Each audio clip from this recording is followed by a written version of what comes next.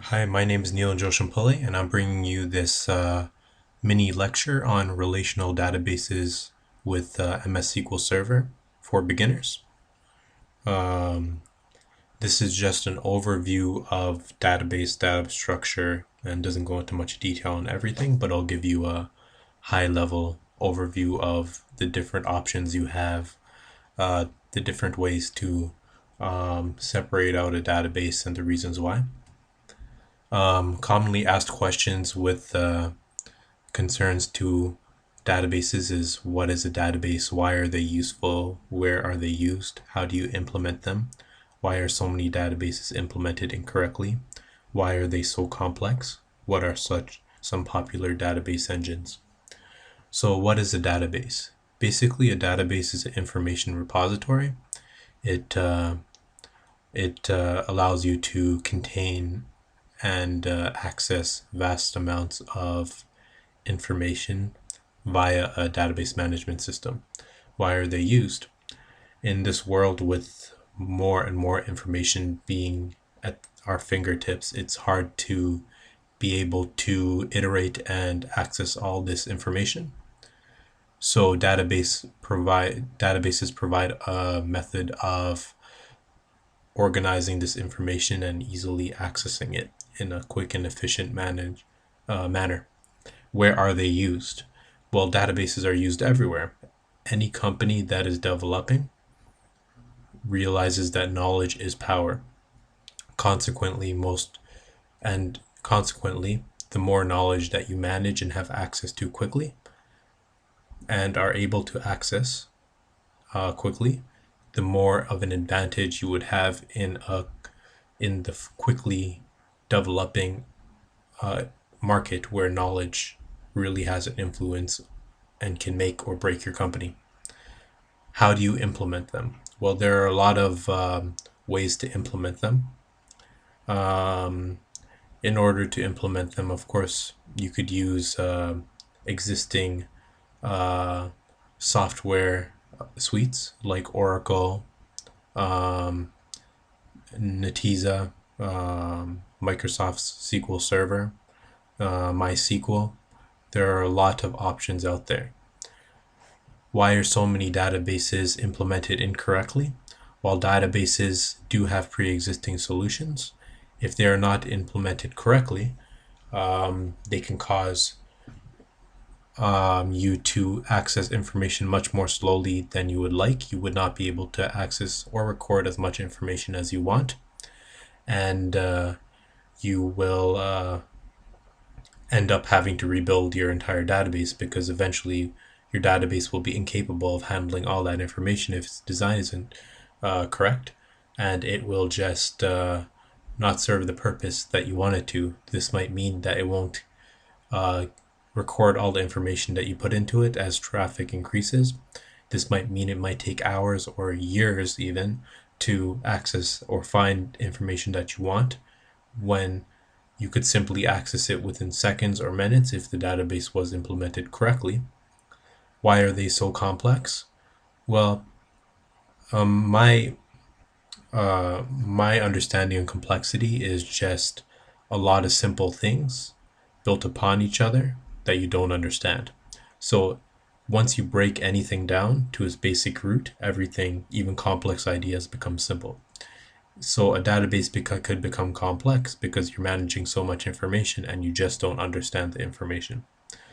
What are some popular database engines? I already mentioned a few. Oracle, IBM offers a couple. I believe they just bought Netezza. MySQL is another popular option. MS SQL Server from Microsoft, or Azure. I've heard of many Java-based databases as well. However, you could simply Google it and you'll be able to find it quickly. Since databases are so often used, you could easily find a lot of information on it online. So what are the parts of a scalable database design? So a lot of times when you're dealing with databases, you're going to hear a lot of terms associated with them, like OLTPs, staging, OLAPs, data warehouses, ODSs, CIFs, data marts, ETL, acquisition, integration, distribution layers, or there's also other terms that are used, which are based on the company you're working for. They might have jargon specific to their group of people, even. However, right now I'll just be dealing with commonly used terms. So let me start with OLTP. And OLTP stands for Online Transactional Process. Basically, this is a database that your customers deal with directly through an application or a website. This is the actual front end database that works with transactions. And by transactions, I mean interactions with your customers. So if you understand a bit of MySQL, or SQL, this will include insert, update, and delete operations on a larger scale. So it's constantly accessing information, managing information, um, updating information. It's basically your front end database. Um, then you have another database called the OLAP. This stands for Online Analytical Processing Database. This is basically a database with historical information. So this is a newer concept. I think it dates back to the 1990s. So it's newer than OLTPs, and OLTPs were the original database, developed by, I believe it was Boyd. I might be wrong. So basically what OLAPs do is take information from an OLTP every once in a while, so that the OLTP will be able to remain small and will not have to contain information that it doesn't use, and it'll store it historically in the OLAP. They have different structures because they serve different purposes. An OLAP's data is normally taken on occasion from the OLTP and clears it out, and then it stores vast amounts of information. So the OLAP will be bigger than the OLTP, and while you'll be inserting a lot of information from the OLTP, you will be doing analysis on the OLAP. So the OLAP will be the database that you'll use for doing data mining, for generating reports, for basically analyzing historical trends based on your customers' interactions with the OLTP over time. So by keeping the OLTP smaller, it'll allow you to have a faster front-end database, and while having an OLAP, you will also be able to analyze, not lose any information, and have all that information that you want to analyze at the tips of your fingerprints. And then by mining that information and analyzing that information, thus the name, it will allow you to derive information from it based on customer patterns and buying patterns over time, and over whatever way you want to dissect that information, and get other useful trends or discover new things about your customers that you can use in your business. Another database that you might hear mentioned once in a while, although it doesn't always exist, the OLAP doesn't always exist either. However, for bigger companies, they will have these two stages. Another database that is often used is called the staging database. Basically, what a staging database is an intermediate database between the OLTP and OLAP, and it is used to clean the data, verify the data, and perform any operations on the data that might make it easier to process before sending it off to the OLAP. This is data cleansing. This is generating metadata about the data, and verifying the data is correct. That would happen in the staging database, which is a separate database. And then it would go to the OLAP. Sometimes you might hear a term called pre-staging. The pre-staging database is a database prior to the staging database. Basically, what the pre-staging database does is take information from the OLTP, and on occasion, there might not just be one OLTP. There might be many OLTPs. The reason why there might be many is because you might have one for a California region, you might have one for a Florida region, you might have one for an Atlanta region. Basically, you would have OLTPs to handle traffic from different regions in order to better handle mass amounts of traffic. And then you would have pre-staging to gather the information from all those different OLTPs and put it in one place. And then you would be able to access that information all at once from all the different locations and move it into your staging database where you clean it. So basically, a pre-staging database is a database that gathers information into one area from different OLTPs.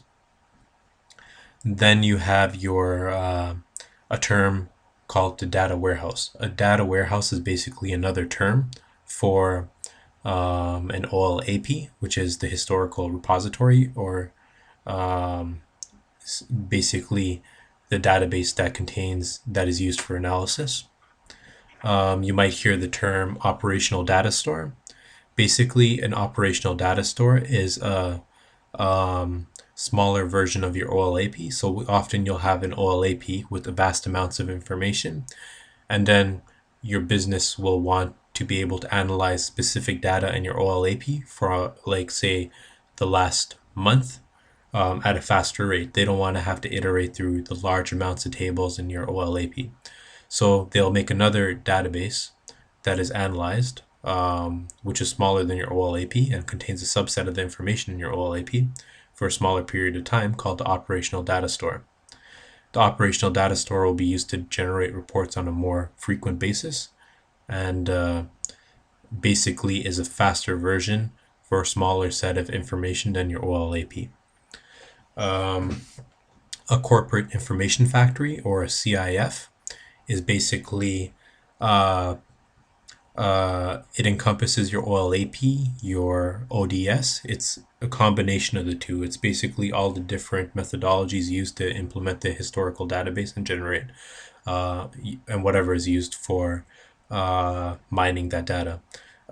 So a corporate information factory, just like its name says, is information factory. It contains all that information and it processes all that information. It's used for processing, and it's sort of like a factory.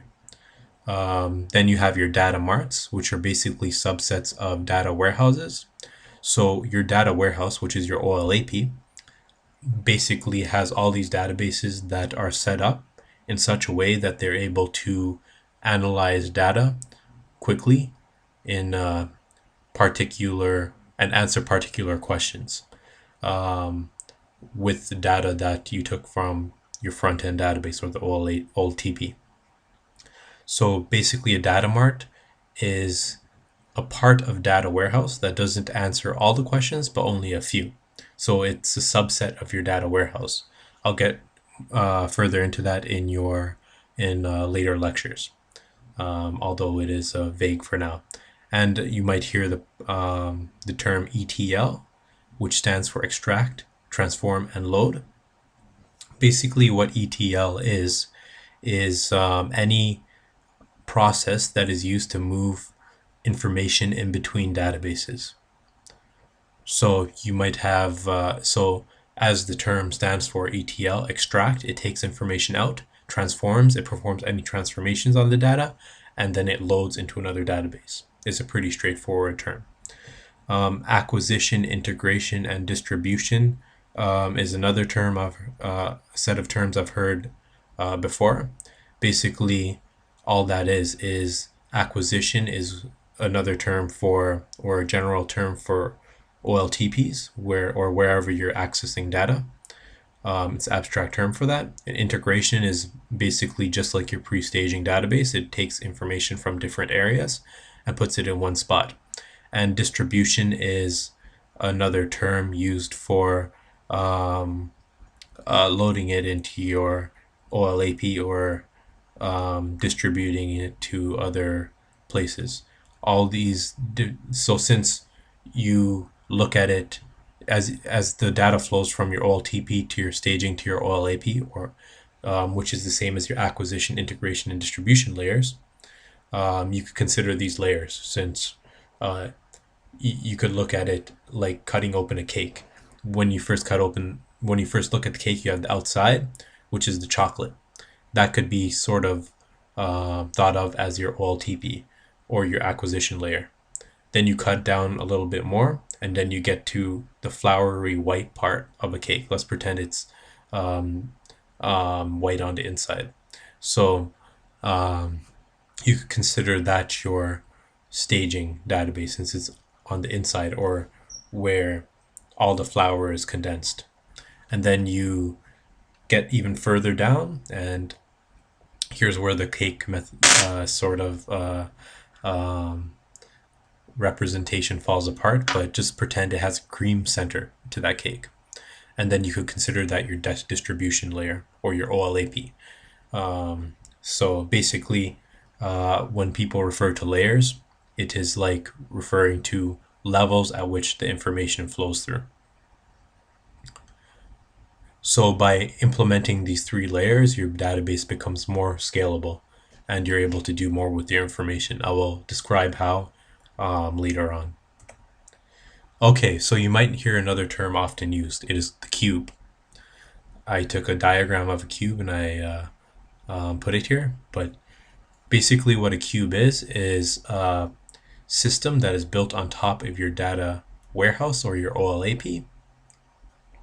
So what the cube does is it takes the data from your data warehouse and reorganizes it and creates information about the data within it. And it's structured in a different way from your data warehouse. By this, I mean that it isn't a relational database model that is being used in the cube. It is a multi-dimensional model.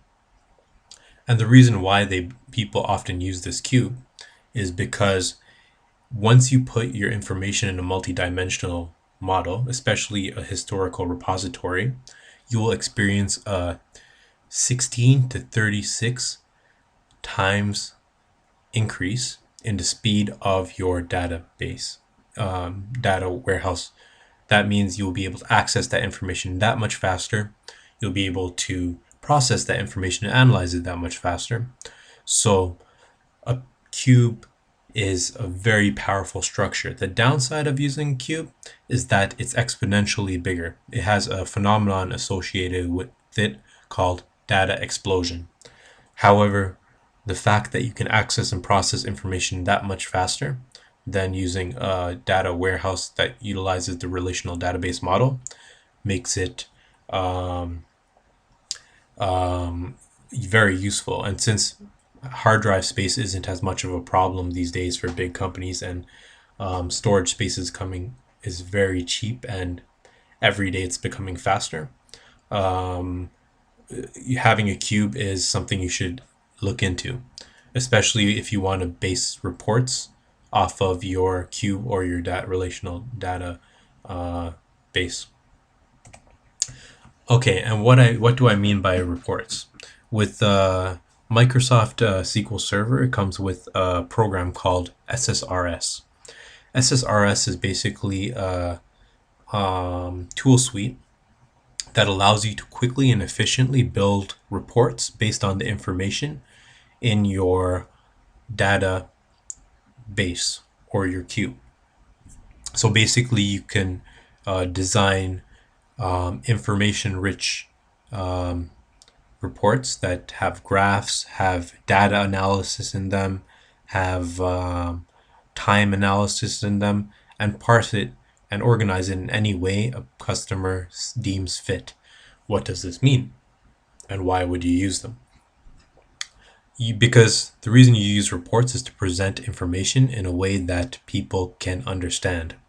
So by creating these reports for users, you could basically, you will have a method of displaying all this information to the end user. in a way that they could understand, which is a lot more useful than you can imagine. A lot of big companies use it. I am aware of many Fortune 500 companies that have used reports. They might not use SSRS, they might use something like Crystal Reports or various other suites, but the ability to understand the vast amount of information in your data warehouse and present an toned down version of it that answers or gives you information on what you're looking for is a very powerful ability. And this is the power of reports. So basically, that is what I meant. So now I'm going to get a little bit into database design. This is just an overview. What do you want whenever you have make a database, you have to ask yourself, what do you want your database to do? Do you want it to model your company so you can track all the processes that are going on in the database in your company? Or do you want it to serve a toned down subset of services for like an application, so you don't need it to do everything? And then after you know what you're going to do, you can start designing your database using a design tool like ERWin or MS Visio. I like ERWin because you could use it with Oracle or MS SQL, and you can reverse engineer. ERWin is just more flexible. And then when you're designing it, you had to specify the different primary key and foreign key constraints. These become important later on. The reason being is because if you properly design your database, it'll be quicker for extracting information. You will be less likely to have redundant data or data that doesn't match up. So you might have duplicates of data and various other things. So by properly designing your database, you will run into less problems in the future. If you have a badly designed database, the problems will propagate into the future. You could also forward engineer the schema using these tools to a database engine, although I don't recommend that. I recommend coding out the schema yourself so you'll have more control over what it does and you'll know exactly what it's doing. When you generate the schema, it tends to generate along with it a lot of junk code. You could implement constraints. That means you could limit what information is put in. This will also prevent dirty data or data that because people that are entering information to your database are going to make mistakes since they're human. You can implement constraints to prevent their mistakes from going into your database and confusing people later on. So you could handle it ahead of time. And you can create a data warehouse if your company deems they have a need for it. And this will also cause numerous benefits.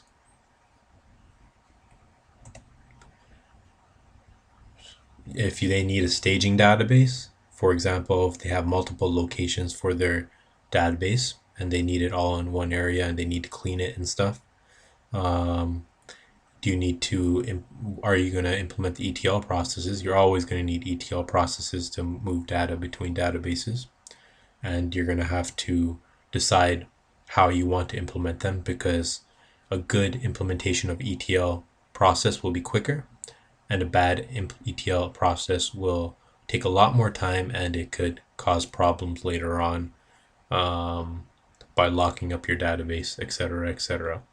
Do you want to create reports from your database? You got to ask yourself that. Those are basically a lot of the things that go into creating database design. As you can see here, I took a better diagram off the net. I forgot from where. These are OLTPs. Basically, your OLTPs are your data sources, so you can take it from different areas. So here it takes it from ERP, SCM, and CRM. Those are other terms for data managing tool suites. And then it's using the ETL to combine it into a useful information and storing it together and storing it in the data warehouse. So that is an overview of what happens during and things about databases and their setup. Major roles in database design teams. While this is not strictly abided by, always, because every company runs differently and different teams sometimes might not even have really defined and strict rules. However, the main roles in a lot of teams are database development teams is business analyst. Basically, what a business analyst does is he talks to um, the clients and the company and whoever needs to be talked to. He understands what they're saying and has an understanding of the database and database design. And he comes up or she comes up with a set of rules and um, basically they come up and understand what the company needs and they basically take what the company needs and the clients need or the customer needs and they analyze that and um, present it in a way that the database architects and the other people on the team um, can understand. The business analyst is very important because once they present the information in a very understandable way, their understanding will influence the design, the setup, the ETL, everything with regards to the database. So basically, they come up with the questions that the customer needs answered, and any possible questions they might need answered, and then they will help with various other roles when designing the database. A data analyst is another member you might hear about. A data analyst is a person that analyzes vast amounts of, they have an understanding of the data. So basically what I mean by this is that a data analyst will allow for you to have, will be able to read the information, because what they have learned about database design is that a lot of times simply understanding different regions of a database can lead to um, a lot of time uptake.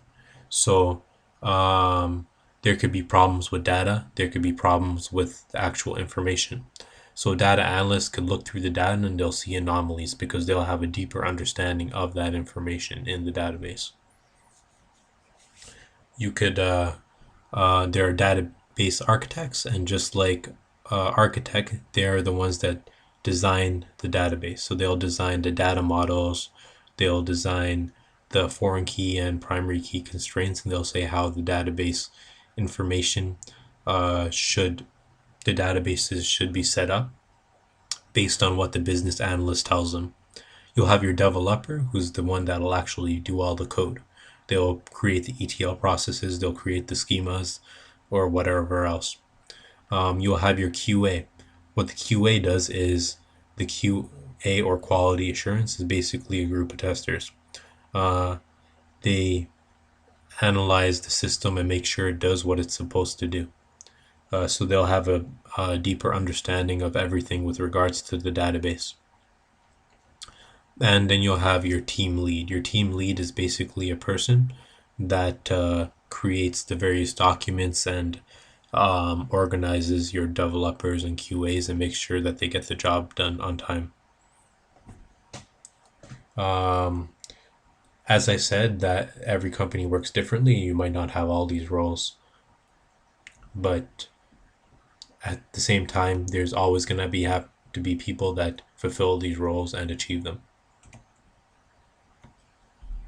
Some commonly used tools, like I said in the beginning, are Oracle, SQL Server, IBM DB2. I believe IBM also bought Intesa recently.